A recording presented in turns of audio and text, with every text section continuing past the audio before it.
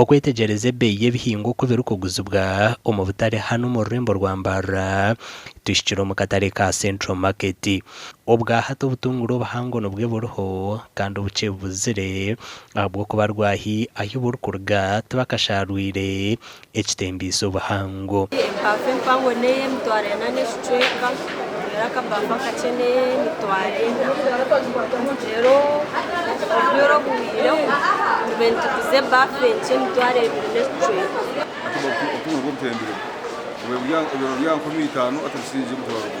Kucuru kuhika hamondi nayo bwahati eri aha beeyi y'ahaiguru obwahati enshaho ya Kabale eri aha mitwaro 27 n'ekicweka kandi ebafu eri aha mitwaro 3 n'okugaruka hansi okurugero rw'okuwaramuza.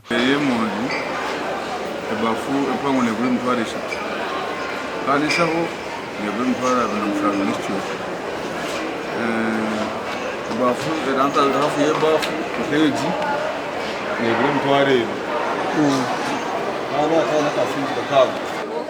Obango ningira nti obukye nibukyererwamu kakye hati obwire obwingi noshanga twine sayizi egi empango kandi nibukira kuba twine na bakasitoma bakwenda sayizi empango kusinga obu obukye.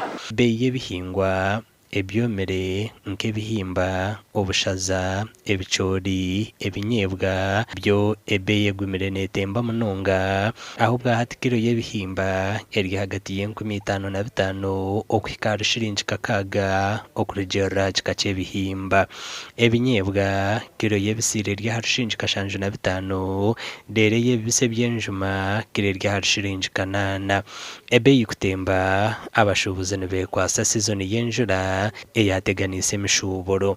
Ebihimba biriho wa 655, omuceeri ni shiringi 655, ekishuumiro hunu shukaari.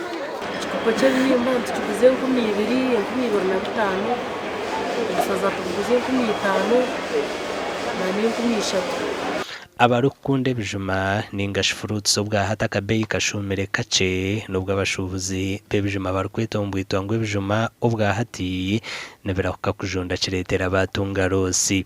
Obwahati ekitembere munonga na apples aho ebox yabire eri hagati y'emitwaro 8 okusa aha mitwaro 10 obwahati egiire aha mitwaro 17 ekireetera abashubuzi bagira okwerarikirira. Enyuma honde ninguza obutunda buna 10 nkateje shaha mpanona no wikumi 10 nawe namubona ni mugazi.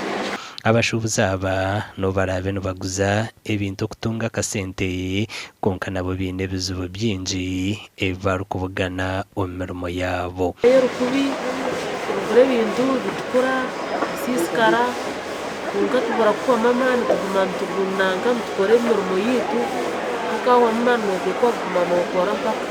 Amakuru agashakwa kuri Christopher Himbisubwe.